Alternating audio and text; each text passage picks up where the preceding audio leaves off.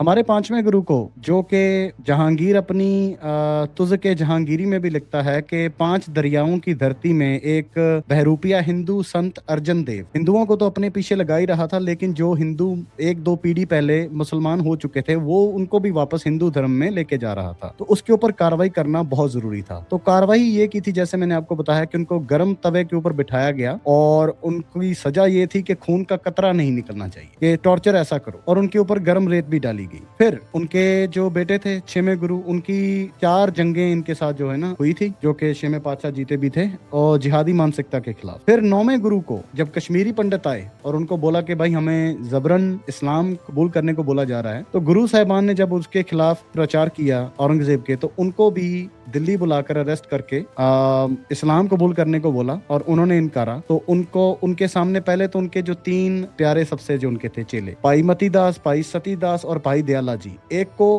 बीच में चीरा गया, एक को जिंदा रूम में, जो नहीं होता कि ये कॉटन की जो है ना बांध के उसको रजाई में, उसको जिंदा जलाया गया, और एक को देग में उबाला गया, और फिर गुरु जी का जो शीश है वो कलम किया गया। और फिर मैंने आपको बताया है कि छोटे साहिबजादों के साथ क्या किया, और 10वें गुरु को भी एक मुसलमान पठान ने जो है ना नींद के दौरान खंजर मारा था। और सिखों के ऊपर जो जो अत्याचार हुए, जैसे मैंने बताया कि चरखड़ियों के ऊपर भी चढ़ाया है, वो जो 2 चरखड़ियां होती थी, बीच में चाकू लगे होते और उनको डालते थे और उनको घुमाते थे और ऐसे वो कीमा बन के ही बाहर आते थे। क्या ये सब उनको इस्लाम इजाजत देता है लूप होल के थ्रू या डायरेक्टली, कि ये जो उन्होंने काफिरों के साथ किया है? जैसे मैंने कहा है कि 18 तरीके हैं जो पूरी दुनिया से मिलाकर ही बोल रहे हैं कि इस्लाम के लोगों ने किए हैं, और वो 18 के 18 तरीके सिखों के ऊपर आजमाए गए हैं। मतलब कि इस्लाम इसकी सीधी सीधी सीधी कोई देता है इजाजत, जहाँ कोई, जैसे आपने बोला कि जुगाड़, जहाँ कि इन्होंने जुगाड़ लगाया हो कि ये चीज इजाजत है जी। जुगाड़ नहीं है, ये सरुल बरिया, ये एक शब्द आता है कुरान के अंदर। सरुल बरिया क्या बोलते हैं, किसको बोलते हैं? गंदी मखलूक। अब ये किसको कहा? जो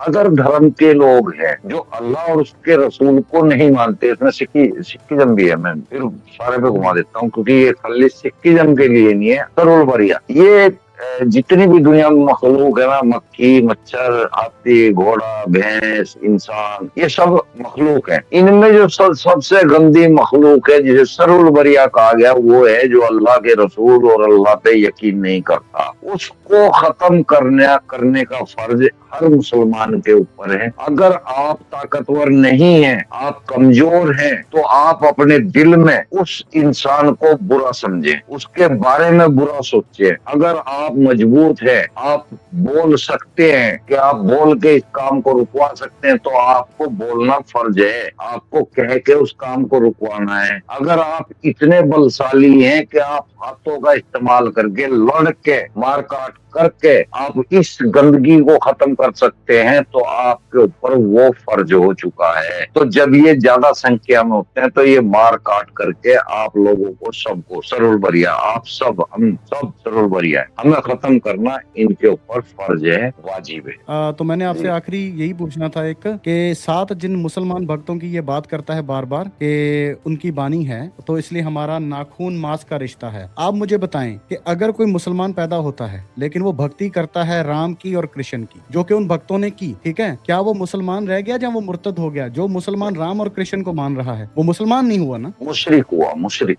वो मुशरिक हो गया। और मुशरिक सबसे गंदी चीज होगी, यानी कि हम एक्स मुस्लिम है ना, हमसे भी गंदा मुशरिक हो गया, जो दूसरे के धर्म के खुदाओं को तस्लीम कर रहा है, वो सीधे जहन्नम में जाएगा। तो मतलब वो सारे भगत जो थे वो सनातनी हिंदू हो चुके थे, वो मुशरिक थे, वो मुसलमान नहीं थे। थैंक यू आपका सलीम भाई, आपने जो सिखों की आज सेवा की है, मैं बहुत दिल से आपका शुक्रिया करता हूँ। धन्यवाद। Thank you.